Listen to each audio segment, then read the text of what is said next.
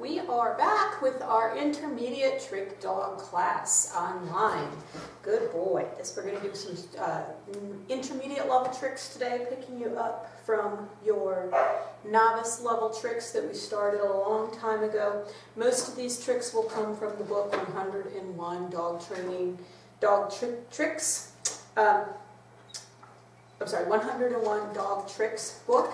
It'll be either from this book or this one, 10-minute dog training games, so that you have the resources available. You can always go back and look up the tricks if you want to see how to do them. I may teach them a little bit differently the way they're presented here. Our first trick is going to be heeling at your side, which is on page 160. So we'll find that. Sit. Thank you. Just relax. We're going to do some fun games in a minute. I know, it's been a long time. There we go. Heeling at your side, and actually in this book it shows it as heel forward and back. On the sheet, the intermediate level trick, it just says heeling at your side, automatic sit. So there's a little bit of a discrepancy in the cue. So I'm just going to show you the heeling. I'm going to assume it's heeling with an automatic sit, not having to heel backwards.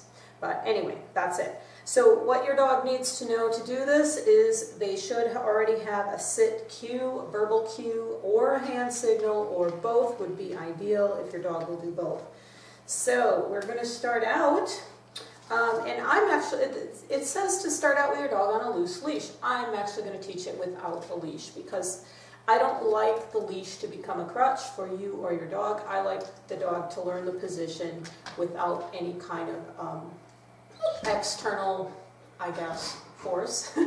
So it just becomes kind of a tendency for us to use the leash instead of communicate with the dog. So I would rather do it that way. Okay, so here is what we're going to do. We are going to start out with our dog, and as we start any new trick, I'm assuming we're going to pretend he doesn't know. We're going to start with a food lure. And if you've gone through my novice games, novice tricks class online, you know that I don't like to use a food lure for very long. It can become sort of a crutch for all of us, including the dog. Down. Good boy, wait there. And we don't want that to happen. So we're going to use a food lure just to get it started. Down. Stay. And then we're going to go to clicking and treating and rewarding. And then we're going to go to intermittent rewards, and then we'll add the automatic sit at the end. So, first step is we are going to find our heel position. So I'm going to stand up, and you're not, because of the angle of the camera, you're not going to be able to see my head, but you'll be able to see the dog, and that's really what we're looking for. So don't worry about that. Once I stand up, we'll be ready to go. And somebody's already ready to go here. This is Spumoni, and he is more than eager to start working. Ready? Sit. All right, there we go, buddy. Oh, let me get up. Go get up. Okay, ready? So our first step is we can start with a food lure, and I like to heel on the left. So I'm just going to lure him along on my left, clicking and treating. I can turn, and like I said, he knows this game pretty well, so he's just going to follow that along very easily. Good boy. And I'll do another round for you so you can see that. Again, with the food lure. Ready? Let's go. Heel. And you can add your verbal cue, heel, or whatever word you want to use. Sometimes I just say, let's go. I don't really use heel. But you can use whatever word you want. Good boy. So it's important to reward in the position you want your dog. You don't want to always stop and reward because your dog will think, I can pull. And then when my human stops, all I have to do is look, and then I get my treat, and then I can pull again. So you want to actually reward while they're doing the thing that you want them to do. Okay, so that's step one. You get him, you can see right now he's pretty much with me. Of course, he's done heeling before. So the next step is I have no treat, no treat in my hand. See, we don't touch. And so that touch cue that we did in the novice can help you as you do this exercise too. So he's ready to go. And so we're just going to walk along. And I'm going to click and treat him every couple of steps. Good boy. Good boy. He's still where I want him. And I'm clicking and treating him when he's at my side because that's the right spot. I'm not going to click and treat him for being in front or behind. It also helps. You notice I'm kind of in a narrow hallway here. That really helps because then your dog can't wander off. So if you're just teaching heeling to your dog, start in a hallway. It really makes it easier. It minimizes the distractions. You can always add other, other locations at other times. But this is really helpful. Good boy. I'm also going to add another little cue. I'm going to put my hand right here, like at my waist, and that becomes another cue for him to sort of follow that. And if you want to start with a food lure there, you can. So sometimes it helps just to put a little piece of food there. And that teaches your dog to stay at that side as well. Of course, we're going to fade that out as well. We don't want to have that food lure there for very long. Whoops, get it. If you drop treats, that's okay. So I had the food lure there now. My hand is empty. But he still focuses on it. He knows what it means. Where are you going? There you go. I know, it's a tight hallway, isn't it? And we can add more and more steps. Good boy. Good boy. Good boy. Good boy. And if you want your dog to pay attention to you, you have to pay attention to your dog as well. Find it. There you go. Get the one I dropped. So that's your basic heeling, getting your dog and reinforcing your dog for being at your side, their shoulder in line with your pant leg or your hip bone or whatever is your criteria for that.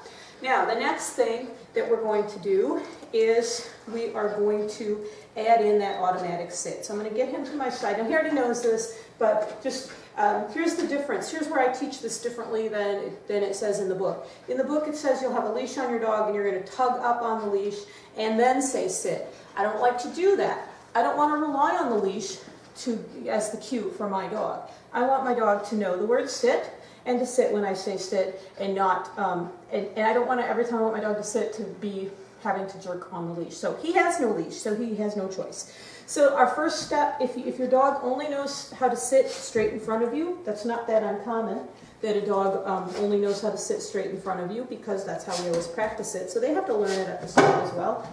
Let's get him to the side. So he's standing up. So I'm going to do the same thing I would with a little puppy, just raise that treat above their head. So he's up, and he's going to follow that treat. Good boy. And I just wait for him, and he'll do it. Now, I may say sit. If you want to, you can say sit. Sit. Good boy. Most dogs, though, when their head goes up, their butt goes down. Good boy. So, no more food lure. We're done with the food lure, but I still have my hand here. Ready? Sit. Good boy. Good boy. So this becomes like a hand signal for sit. It's just doing that motion with my hand. Remember, for heeling, my hand is here at my side, and then when we're heeling, I can do that, and it becomes the cue for sit. So there is no, there's kind of an automatic, well, there's still that cue there, but there's no verbal anymore. So we're going to walk. I stop. Sit. Good. So we can do that a few times where I add that word. Let's turn around. Here, it's kind of pressed for space here, but we don't really have anywhere else to practice this. Ready? Yep. Sit. Good boy. Good boy. Good boy. Let's go. Let's do it one more time. And after a few repetitions of this, if you just stop, that becomes the cue to sit, so the sit becomes automatic, which is what we want in the trick. So here we go. Good boy. And you just kind of patiently wait and see if they'll do it. Let's try it this way. Good boy. So I'm not saying sit. I'm not doing this little motion with my hand anymore. He's got it. He knows when we walk, he's at my side, and when I stop, he is supposed to be, he's supposed to sit. So no food in my hand. Here we go. My hand is here. Ready? Good boy. Don't click and treat what you don't actually want. He was a little far back on that one, so I just waited. I kind of shuffled my feet a little bit and let him get the idea. He's got to move up a half step. He was a little bit behind, so I want him at my side. Good, and that's better. So that is really basically how to teach the healing with the automatic sit. You take out, as Doug gets better and better at it, you just take out those extraneous cues. So starting with the food lure in the sit, and you can do this part first to make it a back chain, that's fine. You can do this part of it before you even do the healing, that's okay too. So you do the food lure a few times. Good boy. And then you may just go to sit. Good boy. Good boy. Sit. Good boy. And then you may get to the point where you are going to add that little hand gesture. Let's back up. So we're going to run out of room. Okay. So my hand is here for healing. Good boy. And we use that in rally. So we like that little gesture there. Ready? Good boy. And then we fade that out too. So we do that a few times, and he's really good at that. And I don't have to say sit anymore. I just move my hand a little bit like that. We're going to fade that out. Oops. So he messed that up. He kept going. And it just becomes a stop. And the stop becomes our automatic sit. So there you go. That is the healing with an automatic sit at the end for our first trick. Here.